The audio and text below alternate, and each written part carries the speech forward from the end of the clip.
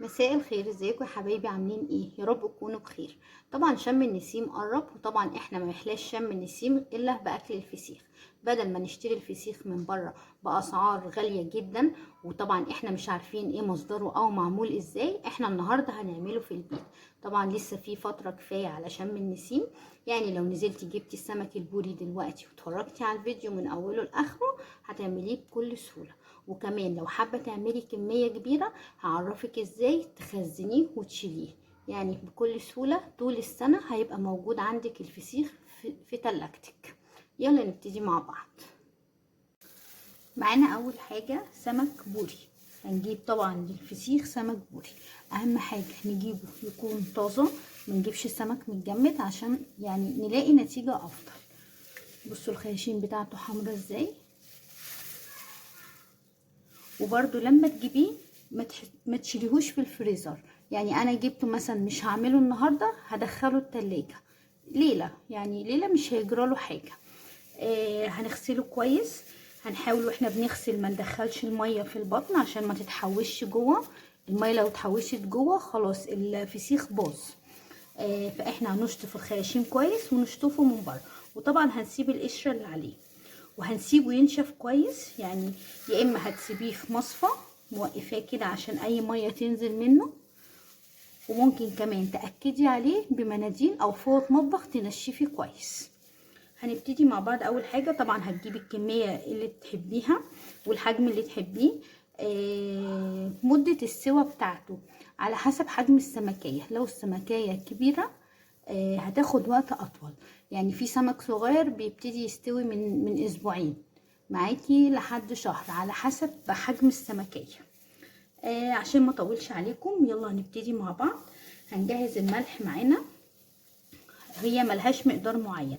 لو هتستخدمي ملح خشن هيكون طبعا كمية اكتر، عشان الملح الخشن ما بيحدقش الحاجة زي الملح الناعم.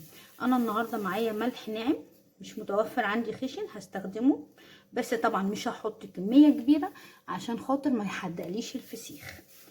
ومعايا تاني حاجة الشطة، طبعا شطة حامية جايباها من مكان مضمون.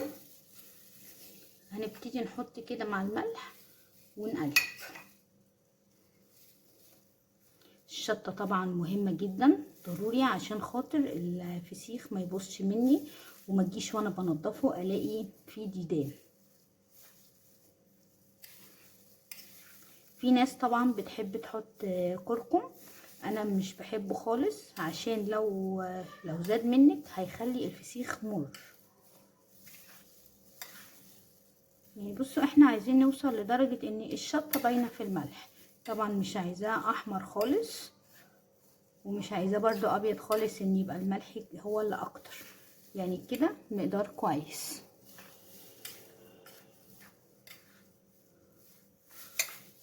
زي ما قلت لكم هي عمليه تقريبيه اكتر من ان هي مقدار معين.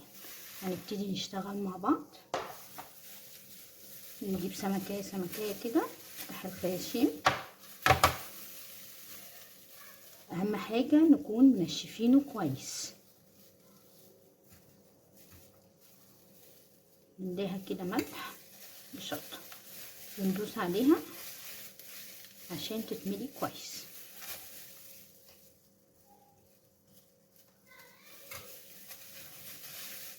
وبرده هاجي عند البق واحط فيه ملح بشطه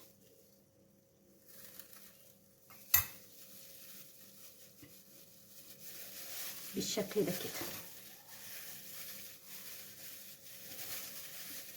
نعمل واحده تاني مع بعض.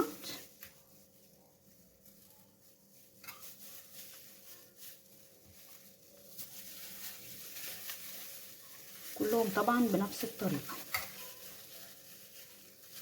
طبعا على حسب حابه تعملي كميه، يعني انا بحب اعمله وبحتفظ بيه عندي في التلاجة بعد طبعا ما يستوي وانضفه كويس واحطه في زيت واشيله في التلاجة. مش شرط الفريزر خالص، مادام متغطي كويس بالزيت مش هيحتاج فريزر، علشان في اي وقت حابه تطلعيه تاكلي ما تستنيش ان هو لسه يفك من الفريزر على انه متجمد. دي كده اول خطوه معانا. هكمل الكميه كلها وارجع لكم نكمل الخطوه اللي بعدها. وادي الخطوه الاولى بعد ما خلصنا الكميه كلها. هنبتدي مع بعض تاني خطوه. نجهز طبعا معانا اكياس. انا بحب احط كل سمكه في كيس لوحدها، حابه تحطي كله في كيس واحد يعني دي حريه شخصيه. انا بحب كده على اساس اني ما يبقاش عفوا، على اساس اني ابقى عارفه ان انا قافله عليها كويس، ما فيهاش اي هواء ومقفول عليها كويس. انا طبعا حطيت شويه ملح بشطه في الكيس زي ما انتم شايفين كده. احط برده حبه من على الوش كده وابتدي اقفل الكيس. احاول اطلع منه اي هواء نهائي بالشكل ده كده. نجيب كيس تاني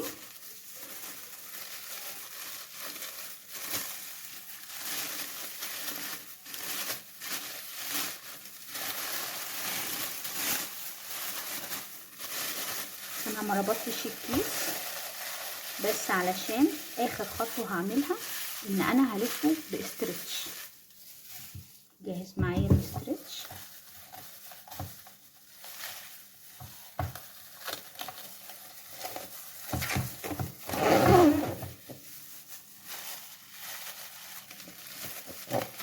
كده انا بطمن ان هي مفيهاش اي هواء نهائي، الهواء كله خرج منها. انا بس اقفل عليها كويس.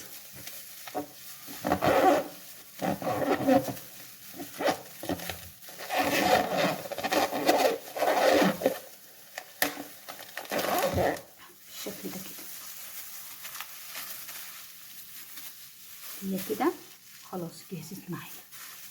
ابتدي اجهز العلبه، طبعا مخصصه له علبه مخصوص، وابتدي ارص فيها. نعمل واحده تانية مع بعض.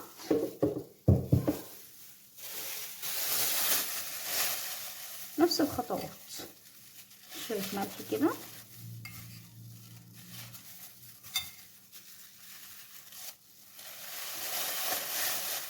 نحط السمكيه وانزل عليها شويه ملح برضو بشطه.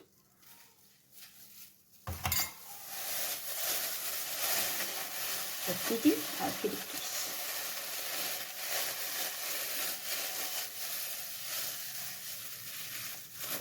انا نسيت اقول لكم في الاول، انا سبت السمك ليله كامله موقفاه مخليه الراس تحت علشان اي ميه تتصفى منه.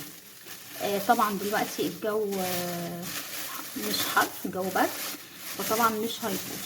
لو بتعمليه في الصيف وخايفه ان هو يبوظ ممكن تشغلي قدامه مروحه، هيحافظ عليه ومش هيخليه طبعا يبوظ. انا حطيت كيسين واخر الاسترتش.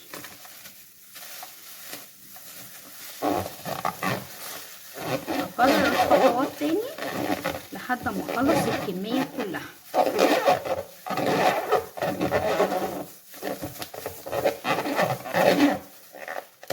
طبعا وانا برصه هقفلها بس كويس. وانا برصه حطيت دي راسها الناحيه دي، هحط دي العكس كده، والجزء اللي هحطه فوقيه دي راسها هنا، اللي فوقيها هتبقى راسها هنا. هكمل الباقي واوريهولكم حالا. وادي شكل الكميه كلها بعد ما خلصناها. هنبتدي نرصها مع بعض زي ما قلت لكم. اول واحده راسها الناحيه دي، الثانيه راسها هنا. هنكمل الباقي بالعكس، يعني واحده عكس الثانيه اهي. اول واحده كده راسها هنا، هنحط الثانيه راسها الناحيه دي، ونكمل الباقي بنفس الطريقه. طبعا زي ما قلت لكم في البدايه خالص، على حسب حجم السمكيه هنبتدي نفتح عليه ونشوفه. يعني انا ده هشوفه بعد حوالي يعني من اسبوع ل10 ايام كده، هبتدي ابص عليه. طبعا هو مش هيكون لسه استوى. هبتدي انزل اللي فوق ده، هنزله تحت، عشان طبعا هو لما ينزل ميه الميه هتطول اللي تحت انما مش هتطول اللي فوق. طبعا الميه بتساعد على السواه، فهنبتدي ننزل اللي فوق ده تحت ونقلب السمكية كده. يعني بدل ما السمكية محطوطة الناحية دي نقلبها الناحية التانية عشان الناحية التانية تبتدي برضو تستوي. وبكده احنا خلصنا الكمية كلها. نحاول بس ارصهم كويس عشان اعرف اقفل العلبة. طبعا لو مش حابة تعملي طريقة ان كل واحدة في كيس لوحدها هتحطيهم كلهم في كيس واحد عادي، بس هنكتر الاكياس شوية، يعني 3-4 اكياس، المهم نفرغ الهواء تماما. وانا دلوقتي هرصهم كويس واقفل العلبة كويس واحطهم في مكان مقفول، وابتدي اشوفهم بعد 10 ايام. ودلوقتي هنبتدي نشوف الفسيخ مع بعض. انا طبعا فتحت عليه بعد 15 يوم زي ما قلت لكم، وقلبته، نزلت اللي فوق ده تحت وطلعت اللي فوق وطلعت اللي تحت ده هنا، وكمان قلبته على الناحية التانية. هنبتدي دلوقتي نفتحه مع بعض ونشوفه. هو طبعا استوى، هو كده بالظبط بقاله شهر بالظبط. هنبتدي نفتحه مع بعض.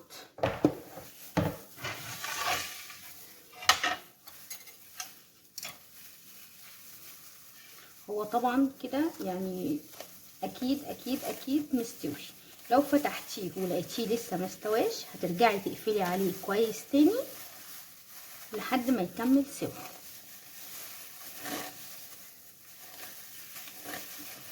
نبتدي نفكه كده مع بعض.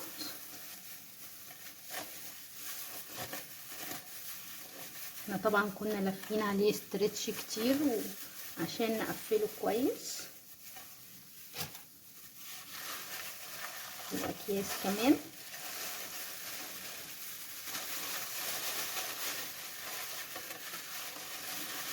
بالشكل ده كده.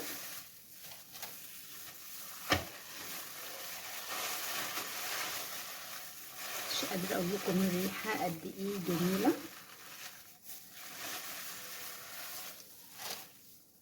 هنبتدي ننضف واحده مع بعض وهكمل الباقي بره الفيديو. انا بشيل بواقي الملح والشطه. طبعا هو مجرد ما استوى القشره بتتشال معاكي بسهوله، يعني القشره بتتشال بالايد عادي. انا جايبه معايا السكينه بحيث اني بما انها كميه يعني اخلص اسرع. بالشكل ده كده زي ما انتم شايفين. هنشيل القشر نهائي. هي الحته دي يعني الفكره ان لو واحده لسه بتعمله لاول مره تتفرج على الفيديو كامل عشان خاطر تشوف طريقه تنظيفه ازاي. بالشكل ده كده.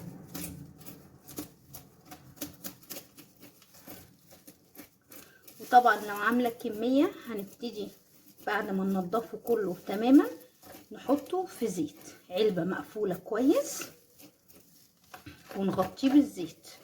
في ناس طبعا بتحطه في الفريزر.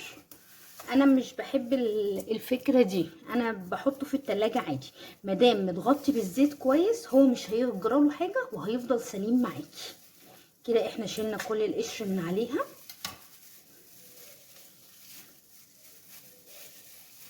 بالشكل ده كده. فضي الطبق.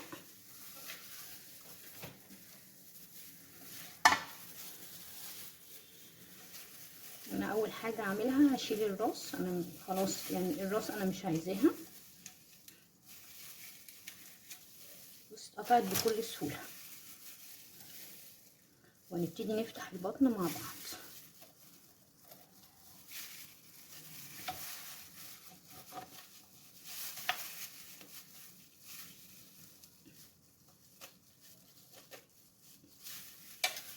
دي جامده شويه عشان خاطر الزعانف. انما بص هو بيتقطع بالايد اهو بكل سهوله.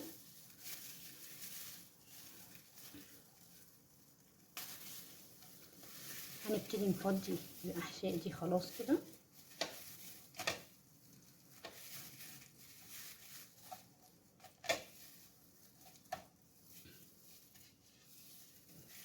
انا عايزه اوريكم شكله من جوه.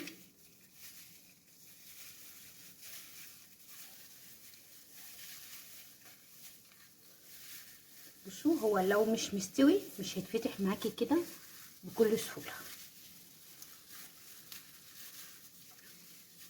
بالشكل ده كده هنحاول نشيل اهو الجزء ده كده.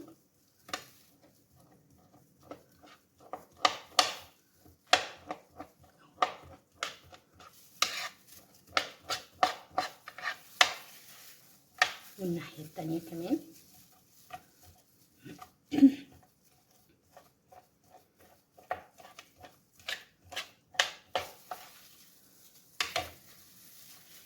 وادي شكلها، ما اخدتش اكتر من 5 دقايق، نضفناها بكل سهوله. هخلص باقي الكميه وارجع لكم. وادي شكله بعد ما خلصت الكميه كلها. نضفته كويس، شلت اي قشر، شلت اي حاجه في الاحشاء من جوه. وطبعا ما يحلاش اكل الفسيخ الا بالليمون والبصل والزيت والطحينه، كل اللي انت عايزه تحطيه، اي اضافات طبعا انت وذوقك. انا عايزه اوريهولكم بس بعد ما خلصنا.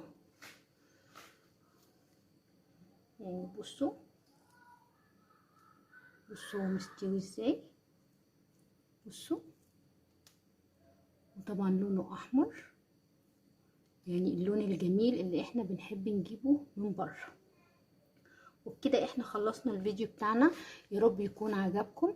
لو الفيديو عجبكم هستنى رايكم في الكومنتات، وما تنسوش تعملوا لايك وشير وسبسكرايب للقناه وتفعيل زر الجرس عشان يوصل لكم كل جديد. استنونا في فيديو جديد ووصفه جديده. دمتم بخير.